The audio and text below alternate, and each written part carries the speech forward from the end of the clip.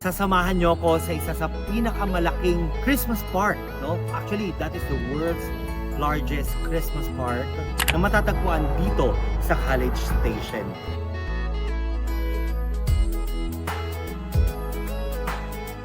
Papunta na kami ngayon doon sa isa sa mga main attraction netong Santa's Wonderland, which is the Hayride, no?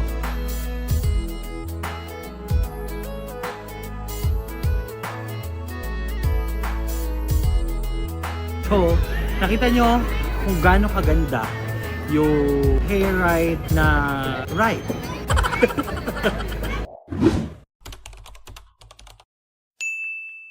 Hi guys! And welcome back to my channel. This is Japoy again. At ang tagal kong hindi nakapag-upload dahil sobrang daming ginagawa. Pero ngayon, sasamahan nyo ko sa isa sa pinakamalaking Christmas park, no? Actually, that is the world's largest Christmas park na matatagpuan dito sa College Station. Siyempre, pupuntahan natin iba't ibang rides, try natin iba't ibang food na kung anong meron. I want you to see it dahil kakaibang experience yung pwedeng maibigay sa inyo. Dahil nga dito sa Amerika, ibang klaseng Christmas meron sila. Most of the time pala ay ang Christmas dumadaan lang. Pero tayong mga Pilipino, dahil nakasanayan natin mag-celebrate ng Christmas, eto kami, papunta sa world's largest Christmas park. Tara! Welcome to Wonderlakbay.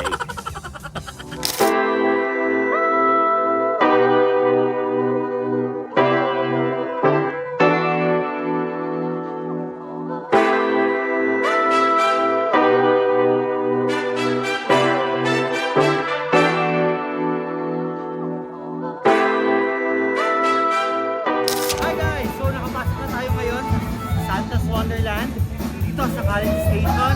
So bago tayo lumipot, sabihin ko muna sa inyo kung magkano ba yung binayaran namin. Nasa $35 I think per person ang binayaran namin dito dahil super saver yung in-avail namin, no?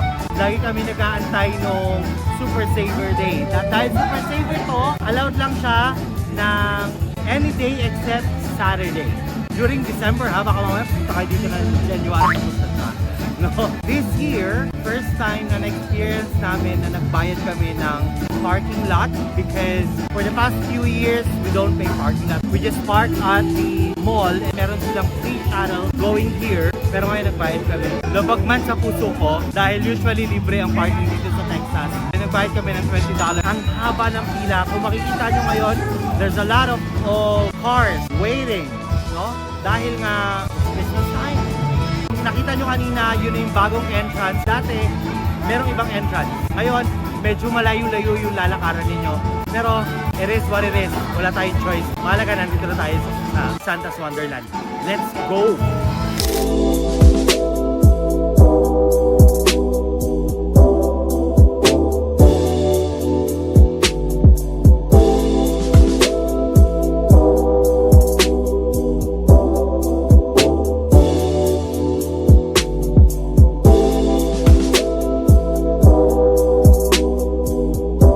Welcome to Grand Illumination. Isa to sa pinaka malaking attraction nila dito sa loob ng Christmas park ng Santa's Wonderland. Let's go!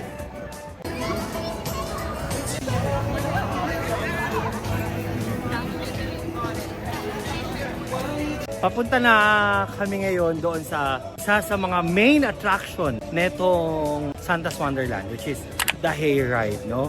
Hayride kasi sasakay ka nga sa hayride.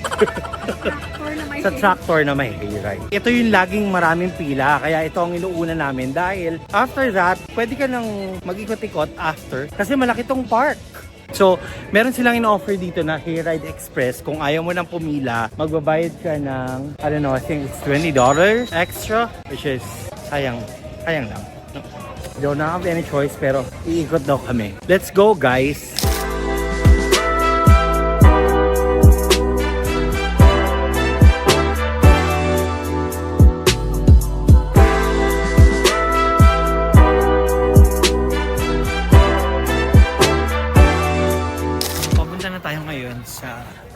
pila ng Hayride. This is the regular Hayride Express. Dahil kung magbabayad ka ng Hayride Express, may additional na $15 on top of your ticket.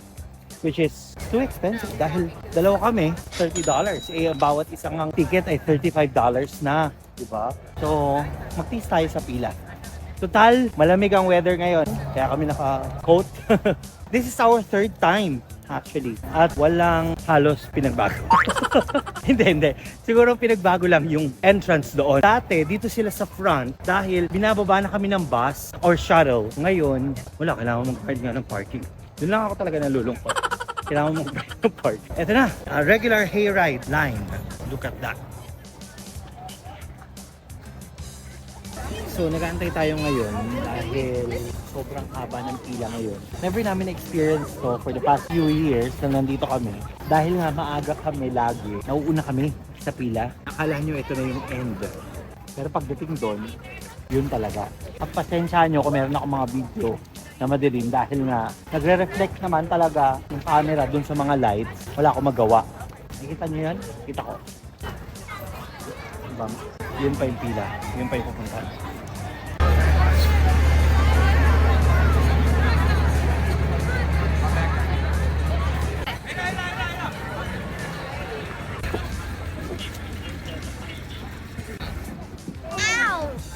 Yan, so nakasakay na tayo dito ngayon sa hayride na tinatawag.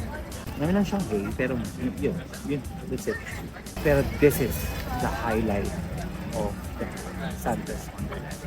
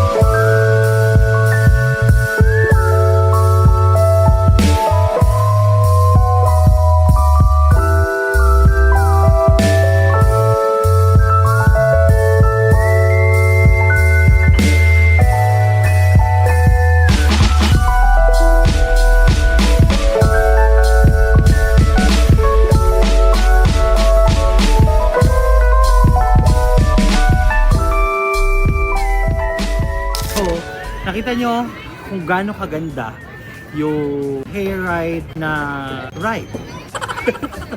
Iba't ibang life, grabe, sobrang dami na iba't ibang attraction.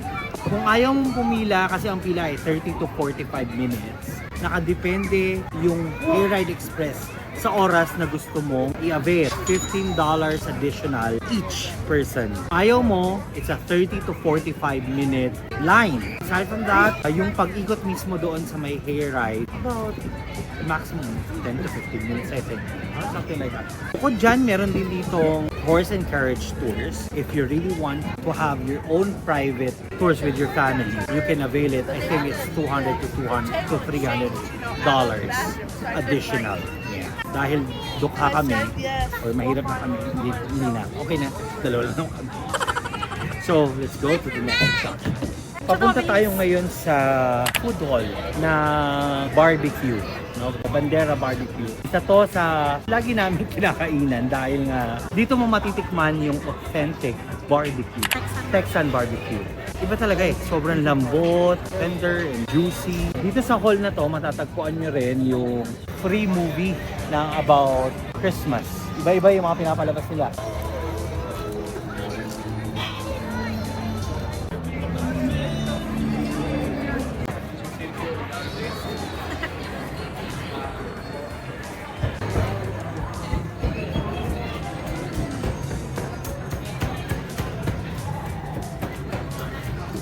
So, ngayon, dati kasi binibenta to eh. Ngayon kasama na siya sa ticket mo. Ano ba to? So yung kapag kung mawawala ka or may hahanapin ka, here. Information and map at the same time. Dahil pangatlong taon na namin to, hindi namin kailangan.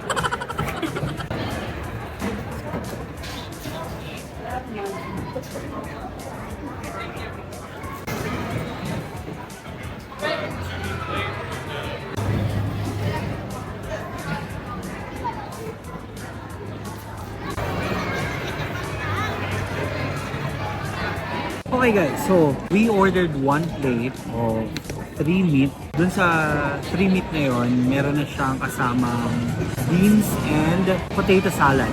So lahat ng meat na meron sila, in-order namin. Pero isang plate na lang. No? Share na kami kasi masyadong malaki rin yung serving nila. So meron ditong, pakita ko sa inyo. Yan. Meron ditong ribs, merong brisket, at nakatago yung sausage sa ilalim. That's it.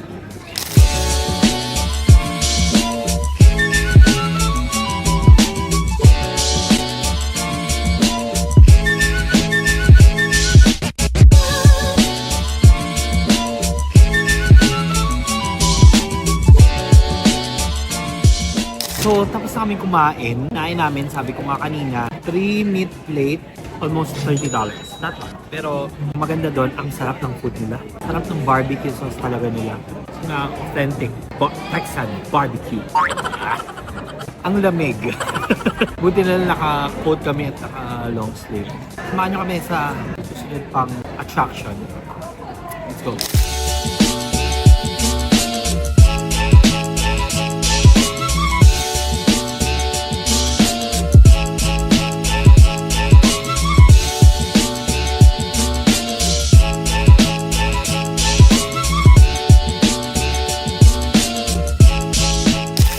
So, nandito tayo ngayon sa Santa's Livestock and Rodeo. It's a bull ride. Pakita ko sa inyo kung ano meron.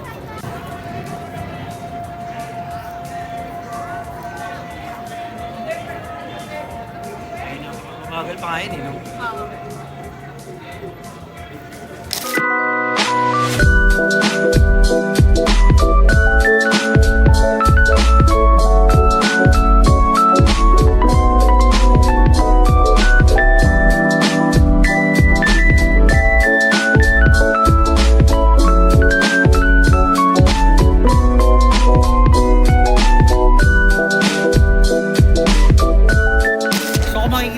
Dami ng iba't ibang mga hall or kainan dahil nga sobrang laki nito, marami kayong pagpipilian.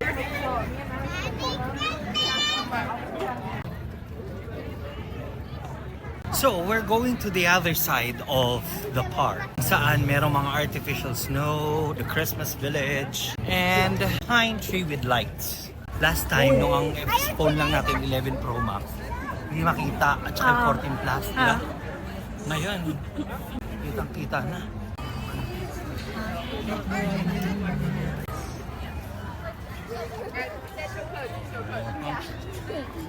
So, taon-taon, meron kami picture dito. Ito rin naman siya. Ito pa rin yun hanggang ngayon. Mas lumami lang tao, no? Video mo.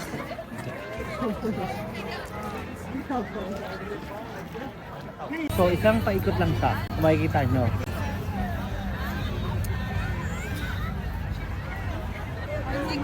Yung tabi niya ay ang artificial snow. Let's go. Come in.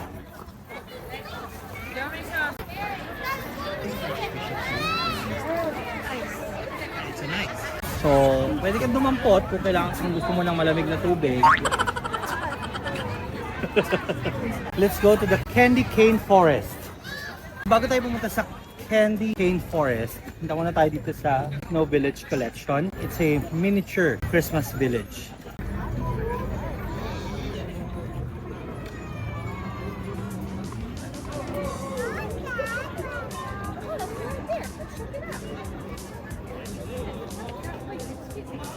Let's go to Candy Cane Forest.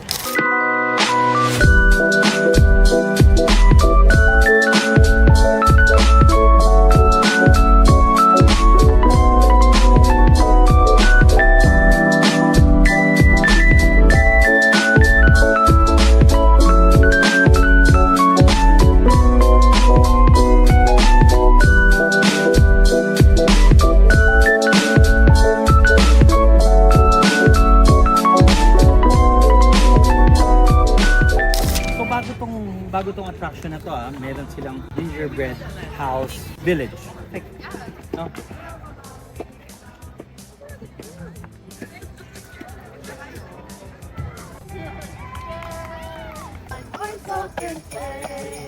O'er the field we go, laughing all the way. Bells on bobtail ring. I wish I could be in there. I wish I could be in there. Get you a silver cake. They asked me what y'all wanted a while ago for Christmas. Yeah. Boys.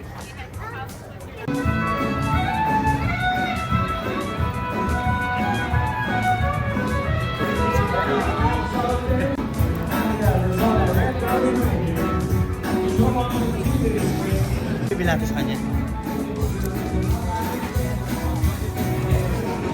Here's another sing-along we got. If you know it, join me in song, you alright? You know I like my chicken fried. Fried and hiding. There, Jesus.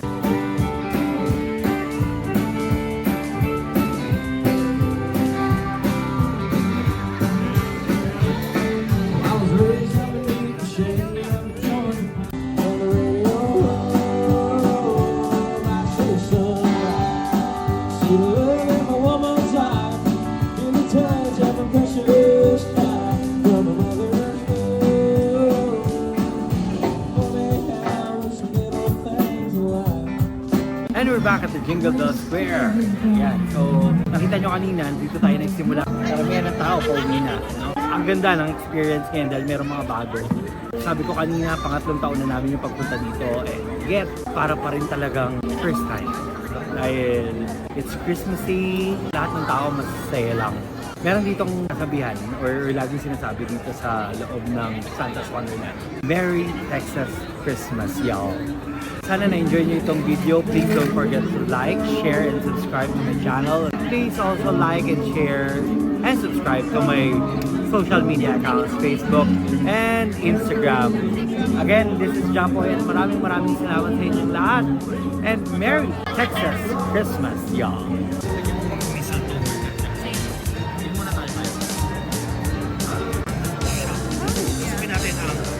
Mistletoe Corner gift shop.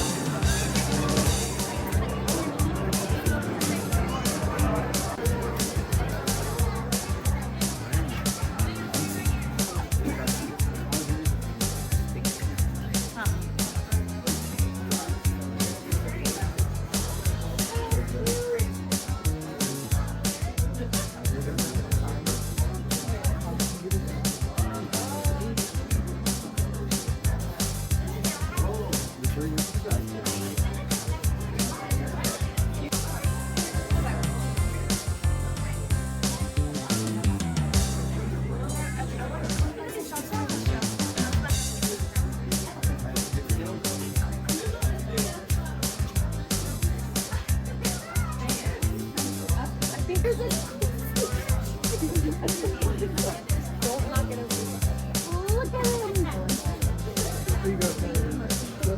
go to their biggest souvenir shop, and this is the exit also.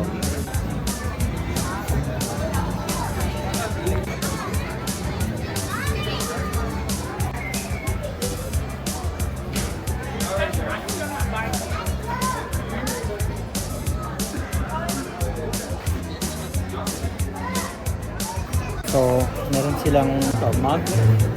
This one is for $24.95 with the logo of Santa's Wonderland.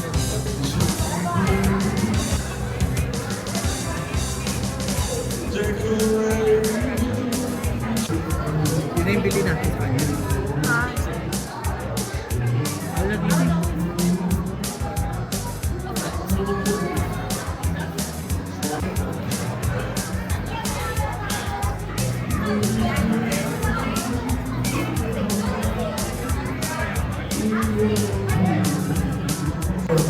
Classic Christmas carol. And you guys are welcome to sing